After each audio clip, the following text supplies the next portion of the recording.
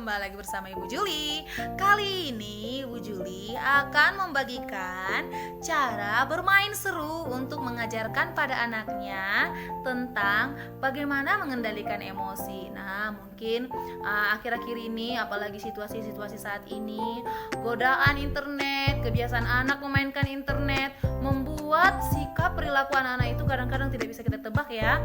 Kadang-kadang mereka tidak bisa mengekspresikan ekspresi yang tepat atau emosi yang tepat pada situasi yang tepat. Contohnya, tidak seharusnya mereka marah, mereka menjadi marah. Tidak seharusnya mereka sedih, mereka menjadi sedih. Nah, anak di sini orang tua bisa berperan dalam mengajari anak-anaknya. Bagaimana caranya? Tentu saja dengan membuat permainan emosi saya. Nah, nanti saya akan membagikan ya bagaimana kira-kira tutorial atau cara membuat permainannya dan bagaimana cara kita mengajak anak kita ikut berperan dalam permainan tersebut, mulai dari membuat sampai akhirnya kita belajar menasehati anak-anak lewat sebuah permainan.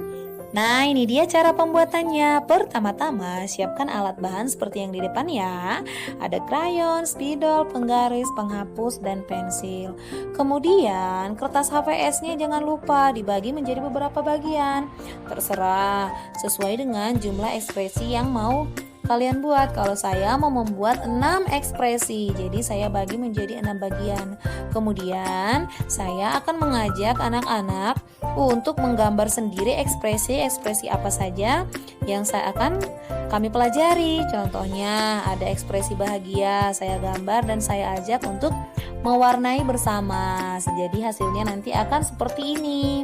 Kalau sudah, jangan lupa siapkan beberapa kertas kecil seperti ini untuk menulis beberapa pertanyaan yang akan dicari tahu anak sendiri. Kira-kira itu pertanyaan masuk ke ekspresi mana? Contohnya seperti gambar ini. Saya sediakan ada 5 contoh pertanyaan.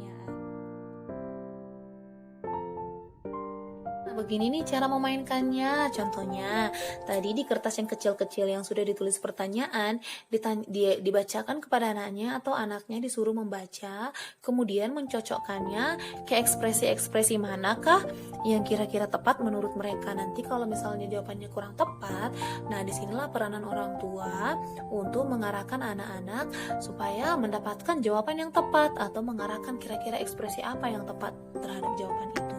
Contohnya nih, ada pertanyaan pertama, ketika mendapat hadiah saya merasa, nah anak-anak akan langsung jawab nih biasanya ke sini, saya akan merasa bahagia, katanya tempelkan, ye benar, dipuji anaknya, ye benar, kalau kita dapat hadiah pasti senang kan, contohnya hadiah ulang tahun, ya kan, siapa di sini yang sedih dapat hadiah? Ada? Tidak ya, semua pasti akan senang dapat hadiah, seperti itu, dikasih tahu kepada anaknya. Kemudian tanyakan lagi pertanyaan berikutnya, contohnya nih seperti ini, saya titik-titik ketika adik saya memakai mainan saya. Nih anak-anak pasti akan langsung cepat kemarah nih dibikinnya.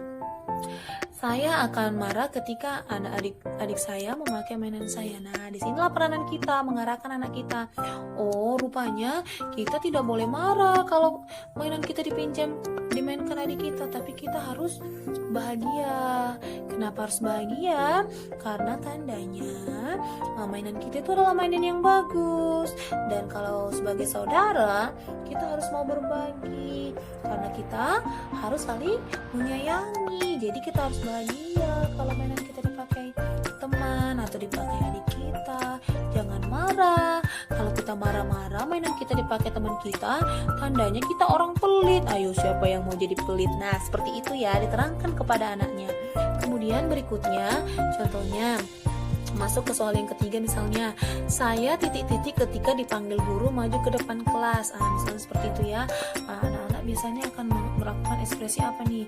Langsung seperti ini. Kalau dia anaknya tidak percaya diri, dia akan menjawabnya ke sini, saya akan takut. Nah, ini disinilah kesempatan untuk orang tua untuk mengajak anaknya, untuk mengarahkan anaknya bahwa anak-anak itu tidak boleh takut saat dipanggil guru ke depan, kecuali ketika dia berbuat salah. Kasih tahulah, oh iya, kita tidak boleh takut loh dipanggil guru ke depan kalau kita tidak salah. Tapi kalau kita berbuat salah, kita boleh takut karena guru kita pasti akan marah.